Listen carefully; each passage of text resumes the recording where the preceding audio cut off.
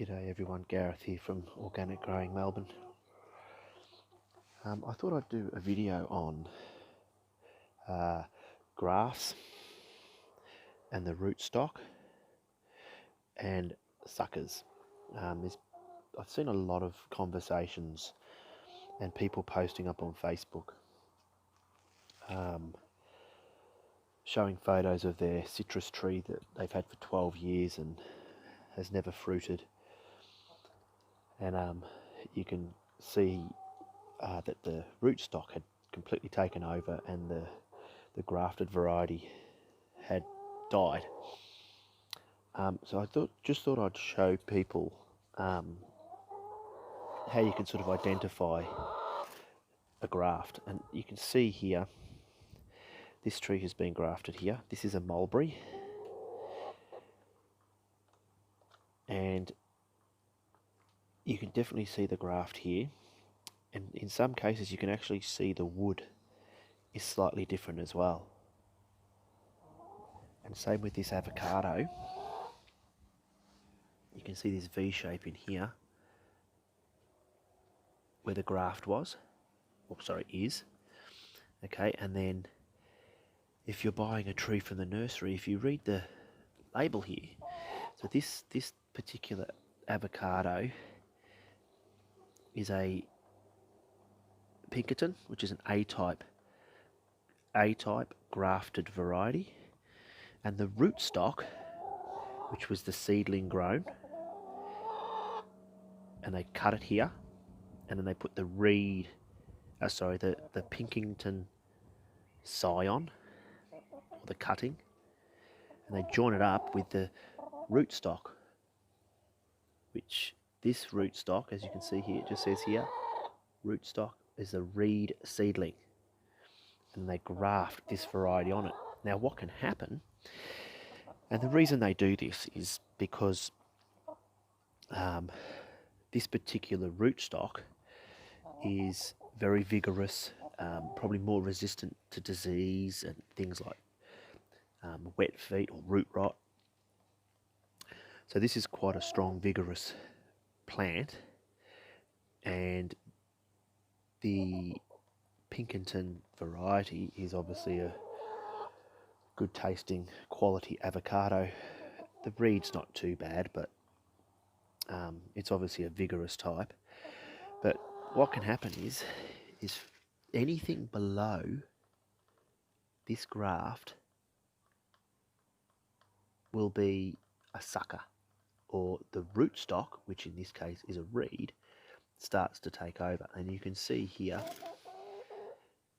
that it's already been cut off here where there was some suckers coming up. Now you've got to remove these, because what will happen, being the most vigorous one, is they'll take over, and eventually the sucker will be taking all the nutrients, and eventually the plant you bought will die. Here's another variety here, and you can see grafted. You can see the different colours as well. And no suckers off this one. I've got many plants that are grafted, including the black sapote here, which is another graft here. And then you've got this variety here, which is a big graft just here. Now it's very important that you cut these suckers off. So I'm dodging chickens here. Here's another variety of mulberry here. You see the graft? And the wood colour is even different. This might say the rootstock on here. Have a look. No. It doesn't tell me what rootstock is on that one. But you can see the difference between the wood. Different variety of mulberry here, and the grafted white shatut variety, or Pakistani mulberry grafted on top. So when you go to a nursery, citrus are probably a good example of one that will grow suckers out of the side. They have to be cut off. If you don't cut them off, you're going to lose the variety that you've purchased. Just quickly forgot to mention something about suckers. Okay, how do you identify a sucker? Well, like I said, anything below the graft will be a sucker. Again, the suckers don't necessarily come out from just here. They can actually come out from the roots. Things like cherries, ornamental pears, or even just normal pears. Obviously grafted varieties. But if it's at the point where you've already got quite an established tree, sometimes you can tell, like in this case, the wood's a different colour. The leaves could be different. The sucker growth is going to grow a lot quicker. So if you've got an established tree, it could be poking out of the top of an established tree. It's going to have bigger thorns, possibly have bigger thorns. So there's all different things you can look out for. I've even seen some suckers developing different fruit. So yes, the main thing is going to probably be a lot thornier, a lot more vigorous, so it will be growing a lot quicker than the grafted tree that you've bought. And the leaves could be different as well, and the wood. I can show you some more grafted varieties. I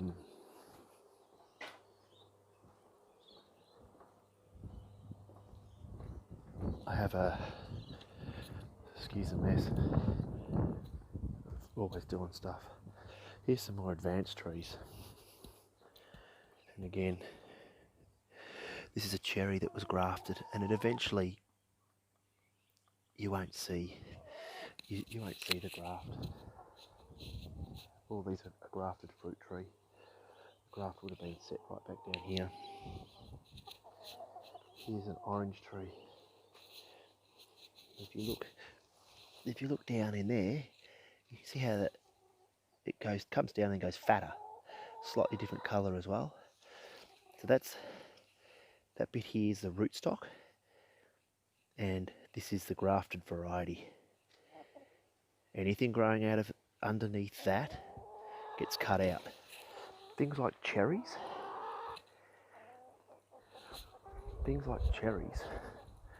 plums. You can even get suckers coming out of the roots. So here's a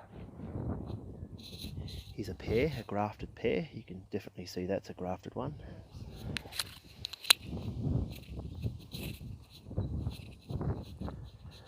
Grafted. A grafted cherry. This is swollen up a lot. And then I have an avocado in here. Yes, it's in the chook pen. And this variety here is a grafted variety. It was grafted right up here, and that branch is just above the graft. And this one here shows you what the rootstock is as well, right there.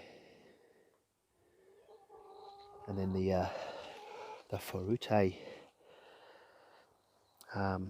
scion was attached to the rootstock. Again, anything below you must cut off. Now, I don't have any examples on my trees with suckers because I make sure I don't get them, but what I will do is I'll put some pictures up of some examples of some suckers and the grafts, just like a diagram or something, so you get a better idea of what I'm talking about as well. Alright, I just thought I'd clear that up for a few people. Thanks for watching. Don't forget to like, subscribe and share, and hit that notification bell to get reminders when I put up some new videos. I hope this has helped a few people, especially the lady I was talking to today on Facebook. I think she was from Illinois or something. I can't remember. Again, the climate can make a bit of difference. So see, this orange tree here is an example of a citrus I've had for 5 years, and it's what? It's not even 6 foot. It's fruited one orange this year, but I don't expect it to. Well, actually this year I'm hoping it's going to have a bit of a growth spurt, being in the ground now for 5 years. But citrus can take quite a while to establish before it will actually start to grow. And it will do it in a spurt, so you'll think it's not grown at all, and then all of a sudden, bang, 1 year, you'll get all this new growth. Like this is all new growth. From here where I've tipped the ends, got all this new growth.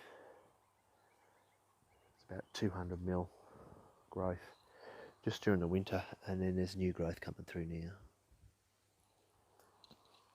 Okay, we'll wrap that up. Thanks for watching, everyone. Take care. Bye-bye.